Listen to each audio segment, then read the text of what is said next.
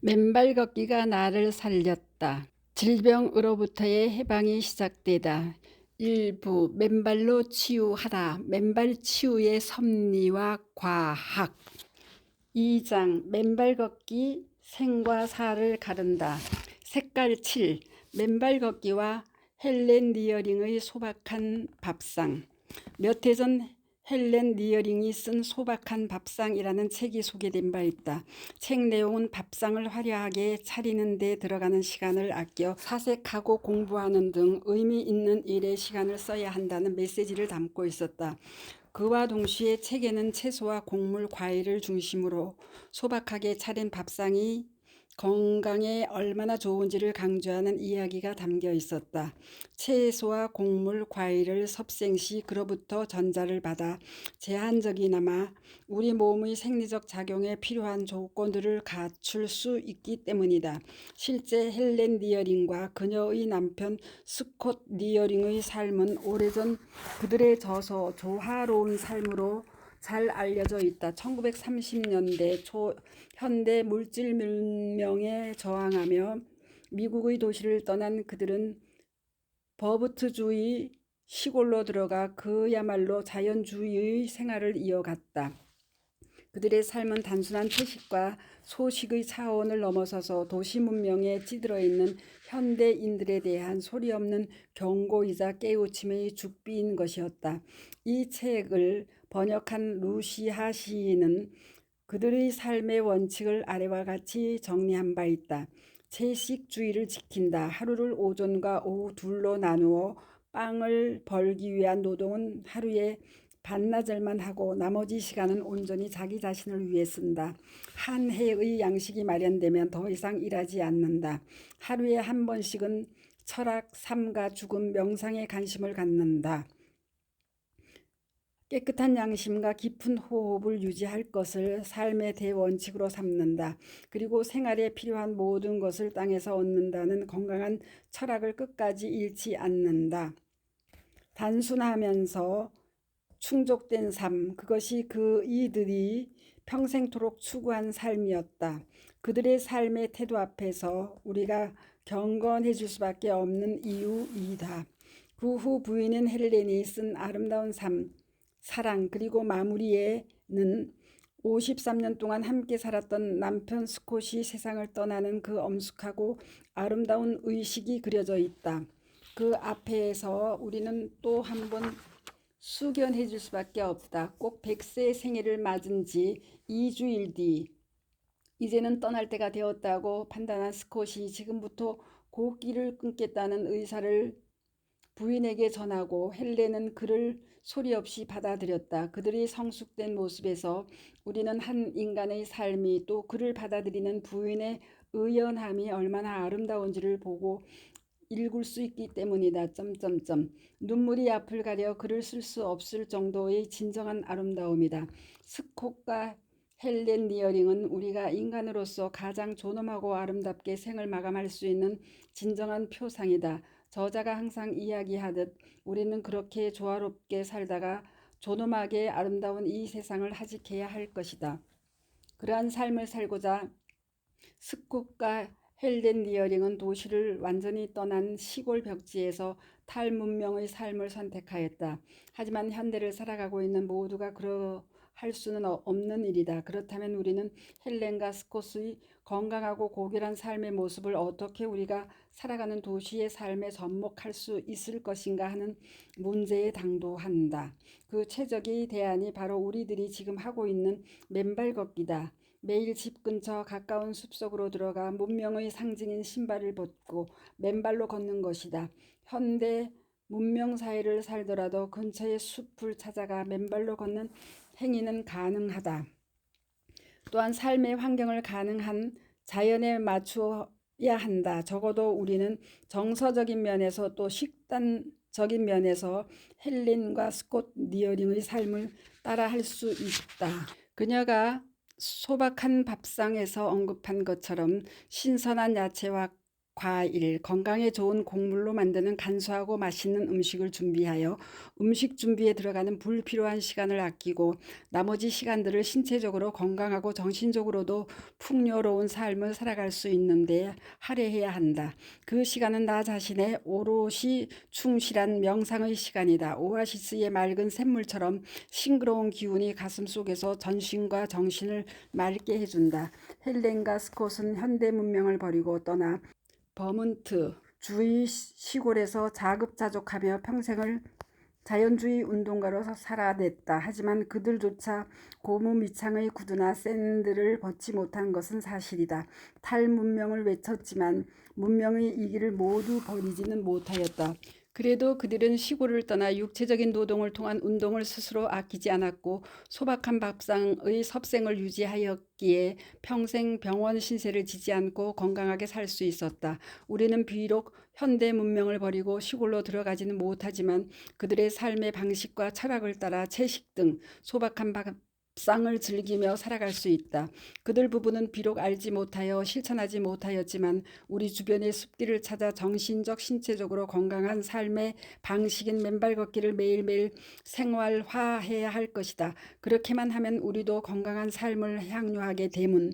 물론 인간으로서 가장 아름답고 존엄한 죽음을 어느 날 이루게 될 것이다. 이제 위 헬렌과 스콧 니어링의 조화로운 삶과 소박한 밥상, 아름다운 삶, 사랑 그리고 마무리의 전범을 우리 모두의 삶에도 맨발 걷기로 구현해 나갈 수 있기를 바란다. 색깔 8. 땅은 치유한다. 두산백과는 현대인의 질병인 암, 동맥경화증, 당뇨병, 뇌졸중, 심근경색증, 간염, 신장염, 아토피, 파킨슨병, 자외선과 방사선에 의한 질병 등의 90%는 활성산소와 관련이 있고 그러한 질병에 걸리지 않으려면 몸속의 활성산소를 없애주면 된다고 서술하고 있다.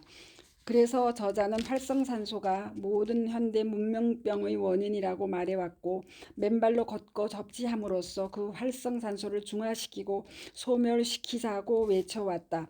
그 증거는 저자가 진행한 접지 시 몸의 전압 측정 실험이 극명히 보여준다. 신발을 신었을 때 우리 몸의 전압은 100에서 600 미리볼트에 달하는 반면 신발을 벗고 맨발로 땅과 접지하는 순간 그 전압은 0볼트로 떨어진다. 맨발로 걷거나 땅과 접지할 때 몸 안의 양전하를 띤 활성산소들이 땅속으로부터 우리의 몸 안으로 올라온 음전하를 띤 자유전자와 만나 중화되고 소멸된다. 이로 인해 암, 심혈관 질환 등의 원인이 해소되고 따라서 그러한 병들이 치유된다고 이야기를 해왔던 것이다. 우리는 이제 맨발 걷기를 통한 암 등 만성질환의 치유가 어떠한 메커니즘을 통해 구체적으로 일어나는지에 대해 자세하게 들여다보아야 할 때가 되었다. 실제 지난 2015년 미국의 에너지 의학자인 제임스 오시만 박사 등이 발표한 접지가 염증, 면역반응, 상처 치유, 만성염증 및 자가 면역 질환의 예방 및 치료에 미치는 영향이라는 논문은 그러한 치유의 메커니즘을 들여다보고 성찰하는 결정적인 계기를 제공해 주었다. 저자는 그동안 다양한 질병으로 고통스러워하는 많은 회원들을 보아왔다. 그들 대부분은 한 종류의 암이나 이를 포함한 한두 종류의 질병들로 고통받는 경우들이 대부분이었다. 그런 가운데 스텔라라는 한 회원의 상황은 좀 더 복잡하고 좀 더 어려웠던 듯하다. 그녀의 고통은 7년 전 뇌 하수체에 생긴 뇌종양의 제거 수술을 하며 시작됐다. 그것이 루마티스 관절염으로 진행되어 왼쪽 눈을 공격했고 그 과정에서 스테로이드 제제를 과다 복용하여 당뇨병이 생겼다. 급기야는 원인 모를 고열과 두통으로 병원에 다시 입원, 2주간의 고단한 각종 검사를 거쳐 다발성 혈관염이라는 새로운 병명까지 얻게 되었다는 것이다.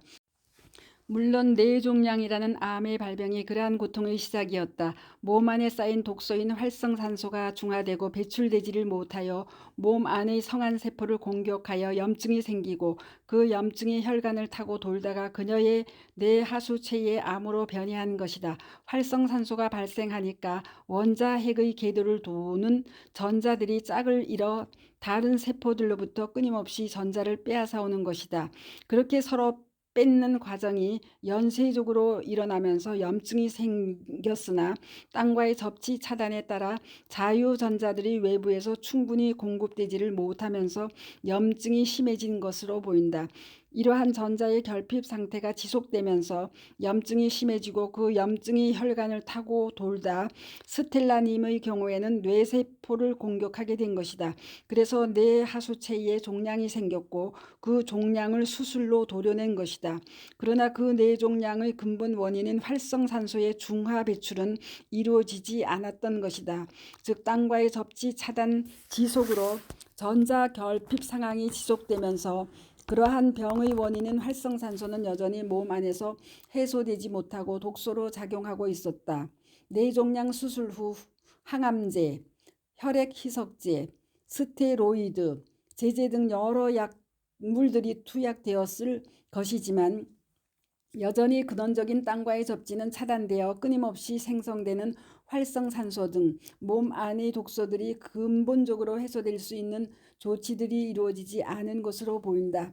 그러다 보니 몸 안의 면역 체계에 이상이 생기기 시작했다. 끊임없이 생성되는 활성산소들과 그로 인한 염증들을 막아내기 위해 면역세포들이 기진맥진하게 된 것이다. 그리고 면역세포들이 피하를 구분하지 못하는 상황에까지 이른 것으로 보여진다. 이러한 상황을 위해서 인용한 논문에서는 전자의 부족은 미토콘드리아의 전자 수송사슬을 탈포화시켜 만성 피로를 유발하고 면역계 세포의 세포간 이동 및 기타 필수적인 활동들을 늦출 수 있다. 이러한 상황에서는 몸의 경미한 손상조차도 장기적인 건강 문제로 비화할 수 있다. 우리 몸이 자유전자를 사용할 수 없으면 염증이 비정상적인 과정으로 처리된다. 전자가 부족한 영역에는 추가적인 손상에 취약해진다. 몸은 양전하를 띠게 되고 감염을 막아내는 데 어려움을 겪게 된다. 그 결과 면역 체계는 지속적으로 혹사되고 결국 소진된다.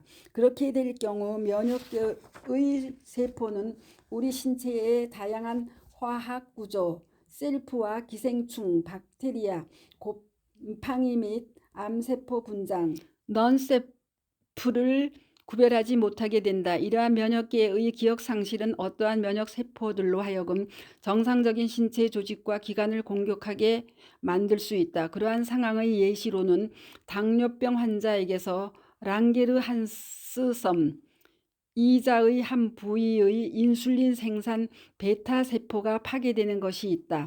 또 다른 예는 면역 체계가 자신의 관절의 연골을 공격하여 루마티스 관절염을 일으키는 것이다. 홍반성 낭창은 신체의 면역 체계가 자신의 조직과 장기를 공격하여 발생하는 자가 면역 질환의 극단적인 예이다라고 서술하고 있다. 결국 외부에서 침입한 원균이나 바이러스를 막아내기 위해 존재하는 면역 세포들이 힘이 다하고 정신을 잃으면서 성한 자기 세포를 공격하기 시작한다는 것이다. 소위 말하는 자가 면역 질환의 발병이다. 위시텔라 씨의 루마티스 관절염과 조조강직 현상 등이 다 그렇게 생긴 것이다. 그러한 상태를 치유하려면 그 원인인 활성산소를 제거해야 하고 그러기 위해서는 몸 안의 전자결핍 상태를 해결할 자유전자를 공급해 주어야 한다. 그런데 그러한 조치가 지난 7년간 여전히 이루어지지 않았다. 기존의 대증적인 약물 처치에만 매달리니 그 다음에는 눈의 실명 위기까지 치달았고 더 나아가 다발성 혈관염이라는 극단적인 상황에까지 이른 것이다.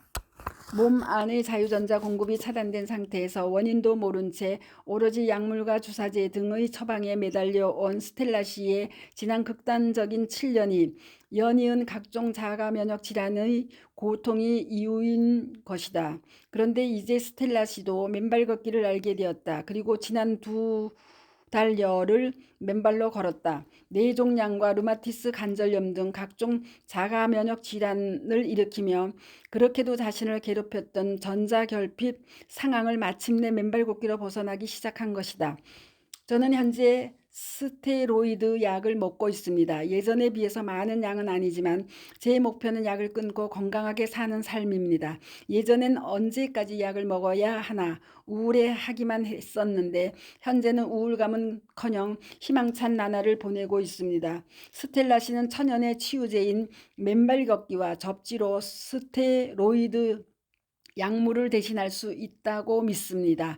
과거 모든 질병의 원인이었던 전자결핍이 해소되면서 그녀의 몸에 단순 용이 무해 무비용의 치유 과정이 시작된 것이다. 그녀가 맨발 걷기를 시작한 지 한 달여 후인 11월 중순 병원에서 받은 아래의 혈액 검사 결과는 그 시작을 알린 일이다. 첫째, 당화혈색소가 9.0이었는데 6.6으로 떨어졌습니다. 둘째, 수면제를 먹어야 잠을 잘 수 있었는데요. 수면의 질이 좋아졌습니다. 셋째, 운동화를 신고 산 둘레길을 2시간씩 걸을 때면 왼쪽 엄지발가락 쪽과 오른쪽 엄지발가락 쪽에 통증이 와서 걷다가도 멈칫하였는데 신기하게 맨발 걷기는 2시간을 해도 아프지 않습니다. 넷째, 보는 사람마다 얼굴 톤이 굉장히 밝아졌다며 혹시 피부톤을 환하게 하는 화장품을 발랐는지 물어보기도 합니다. 저는 피부톤이 밝아졌다는 이 말이 굉장히 행복합니다. 다섯째, 루마티스 환자가 겪는 조조강직 현상이 없어졌습니다.